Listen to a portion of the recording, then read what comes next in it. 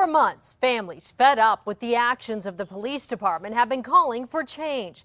Now we've learned the father of an Iraqi war vet has taken to the streets in a push to have cops who have been cleared in shootings investigated again. Here's News 13's Alex Tomlin.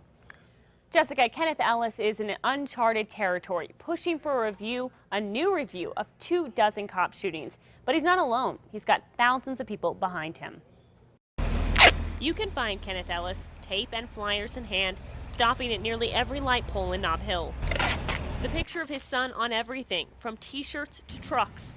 He's become a recognizable face in town. Ken? Yeah. But he wishes this was all just a bad dream. Try not to be emotional, but it's tough. An Albuquerque cop shot and killed his son, Kenneth Ellis III, outside this 7-Eleven in the Heights in early 2010. The Iraqi war vet and Purple Heart recipient had PTSD and was holding a gun to his own head at the time of the shooting. An investigation revealed the cop who pulled the trigger didn't mean to, saying, "Was that me?" right after the shot was fired. Ellis says APD killed his son, then went after his reputation, painting him as a car thief and a white supremacist. Slandering him and saying all the bad things that they can dream up to say about him, and it's all simply not true. Those comments and the continued shootings that followed over the next 2 years have sent him into action. We're petitioning to have a grand jury and a special prosecutor investigate all the police shootings. Even the ones where a special grand jury already cleared officers. Earlier this year, the chief district attorney and chief criminal judge decided that the current process, which has never found an APD shooting unjustified, isn't working. But no new system has been set up. Ellis is after 8,300 signatures to convince district court judges to seat their own grand jury and appoint an outside prosecutor. And he's still in constant talks with the Department of Justice. They've opened the window and they're looking in and they're just trying to make an assessment at this point. He says he respects the men and women who patrol the streets, but feels the brass needs to go. God bless them. They have a tough job.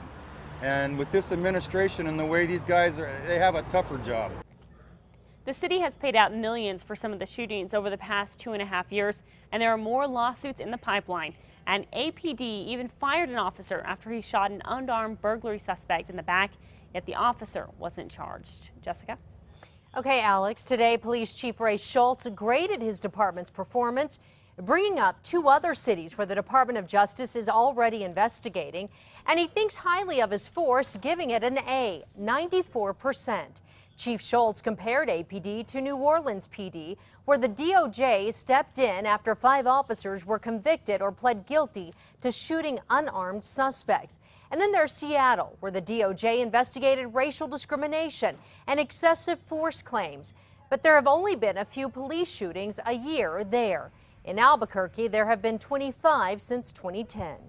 For every complaint we get, there's probably 10 letters that come saying, you know what, the officer who came to my call for help, did a great job. Well, Schultz says he's implemented dozens of new procedures since 2010, and the department now exceeds the DOJ standards of transparency and training.